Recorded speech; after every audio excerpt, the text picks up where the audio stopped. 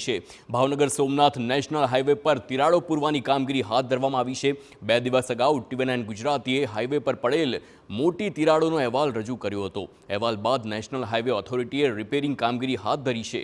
ભદ્રોડ નજીક બ્રિજ પર મોટી તિરાડો અને ખાડા પૂરવાની કામગીરી હાથ ધરવામાં આવી।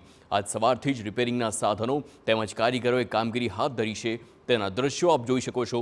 જે પહેલા દ્રશ્યોમાં આપ જોઈ શકો છો જ્યાં તિરાડો પડી છે અને બીજા દ્રશ્યોમાં TV9ના અહેવાલની અસર થઈ છે અને કામગીરી હાથ ધરવામાં આવી છે તે જોઈ શકો છો। તો જુઓ આ દ્રશ્યો TV9 ગુજરાતીના અહેવાલ પહેલા ભાવનગર સોમનાથ નેશનલ હાઈવેની મોટી તિરાડો જોઈ શકાય છે।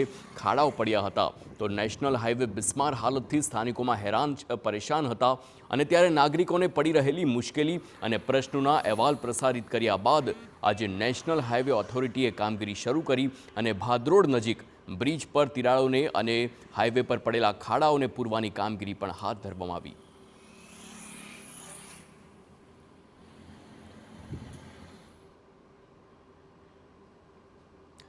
વડોદરામાં શહેરને પાણીમાં ડૂબાડ્યા બાદ હવે તંત્રને આત્મજ્ઞાન